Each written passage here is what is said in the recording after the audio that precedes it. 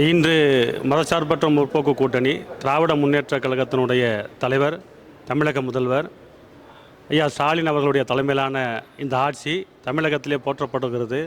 நல்லாட்சி என்று மக்கள் சொல்லிக் கொண்டிருக்கிறார்கள். ஆனாலும் திமுக தேமுதிக கூட்டணி உறுதி செய்த பிறகு தமிழகத்திலே இருக்கக்கூடிய தேமுதிக தொண்டர்களும் திமுக தலைமையிலான இருக்கக்கூடிய கூட்டணி கட்சி நிர்வாகிகளும் அனைவரும் சந்தோஷமாக இருக்கிறாங்க, எழுச்சியாக இருக்கிறார்கள். ஆனாலும் திமுக தேமுதிக கூட்டணி என்பது வரலாற்று சிறப்பு வாய்ந்த ஒரு மாபெரும் இந்த கூட்டணி.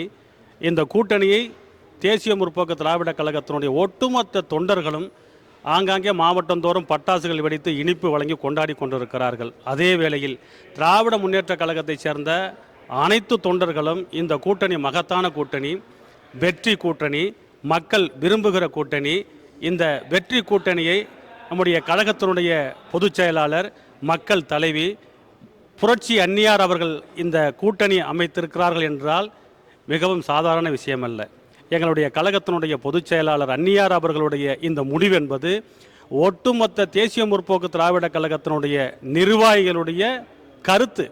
எந்த ஒரு இயக்கத்தினுடைய தலைவராக இருந்தாலும் ஒரு கூட்டணியை ஒருங்கிணைக்கிற போது, ஒரு கூட்டணியை அறிவிக்கிற போது எந்த ஒரு அடிமட்ட தொண்டனிடத்திலும் கருத்து கேட்டு அறிவித்ததாக ஒரு வரலாறு இல்லை. ஆனால் எங்களுடைய கழகத்தினுடைய பொதுச் செயலாளர் எங்கள் புரட்சி அன்னியார் அவர்கள் இந்த கூட்டணியை அறிவிப்பதற்கு முன்பாகவே மாவட்ட கழக செயலாளர்கள் கூட்டத்திலே எங்களிடத்திலே சொல்லி அந்த மாவட்டத்திற்கு உட்பட்ட ஒட்டுமொத்த தேமுதிக தொண்டர்களுடைய கருத்தை அறிந்து தலைமைக்கு தெரிவிங்கள் என்று காலையிட்டார்கள்.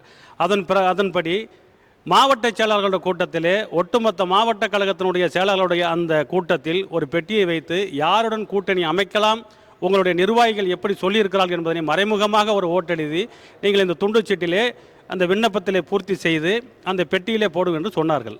அதன்படி ஒட்டுமொத்த மாவட்ட செயலாளருடைய கருத்து என்னவோ அதை இன்றைய அரசியலுடைய சாணக்கியர் என்று சொல்லலாம்.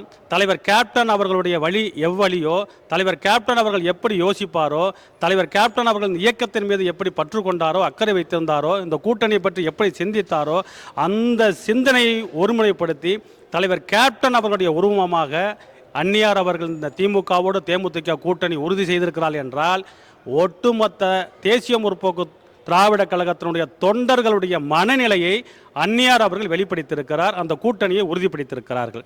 ஆகவே இந்த கூட்டணி தானாக அமைந்ததல்ல. இந்த கூட்டணி அன்னியார் அவர்களுடைய சீரிய முயற்சியாலும் கழகத்தினுடைய தொண்டர்களின் விருப்பத்தின் பேரிலும் இந்த திமுக தேமுதிக கூட்டணி என்பது வரலாற்று கூட்டணி. இது வெற்றி கூட்டணி. இது மக்கள் விரும்புகிற இந்த கூட்டணி. வருகிற ஆட்சி திராவிட முன்னேற்ற கழகத்தினுடைய தலைமையிலான இந்த ஆட்சி மீண்டும் தமிழகத்தினுடைய முதல்வராக ஐயா ஸ்டாலின் அவர்கள் தமிழகத்தினுடைய முதல்வராக தொடர்வதற்கு அன்னியார் அவர்களுடைய இந்த கூட்டணி அமைத்ததன் அடிப்படையிலே மீண்டும் அவர் முதல்வர் ஆவார் என்பதிலே ஐயமில்லை, மாற்று கருத்தில். ஏனென்றால் தமிழகத்திலே இருக்கக்கூடிய ஒட்டுமொத்த தேமுதிக தொண்டர்களும் திராவிட முன்னேற்ற கழகத்தினுடைய தலைமையிலான கூட்டணி கட்சி நிர்வாகிகள் அத்துணை பேரும் இந்த கூட்டணியை வரவேற்று மாவட்டந்தோறும் சிறப்பாக கொண்டாடி மகிழ்ந்து கொண்டிருக்கிறார்கள். தேமுதிக தொண்டனாக எங்கள் அன்னியார் அவர்களுடைய இந்த முடிவை மனதார வரவேற்று கொண்டாடி மகிழ்ந்து கொண்டிருக்கிறோம். அன்னியார் அவர்கள் அரசியல் சாணக்கியர் மாத்திரமல்ல, இந்தியாவிலே போற்றப்படக்கூடிய ஒரு அரசியல் வித்தகர் என்று சொன்னால், ஒரு பெண் ஆளுமை என்று சொன்னால், ஒரு பெண் சிங்கமாக இந்த இயக்கத்திலே கர்ஜனை செய்து கொண்ட இயக்கத்தை வலிமையான ஒரு இயக்கமாக மாற்றிக்கொண்டிருக்கிறார்கள் என்று சொன்னால் அது எங்களை போன்ற தேமுதிக நிர்வாகிகளுக்கு கிடைத்திருக்கிற எங்கள் கேப்டனின் மறு உருவம் எங்கள் புரட்சி அன்னியார் என்பதனை இந்த நேரத்தில் தெரிவித்துக் கொள்வதில் தென்சென்னை தெற்கு மாவட்ட தேமுதிக சார்பிலே பெருமிதம் கொள்கிறோம்.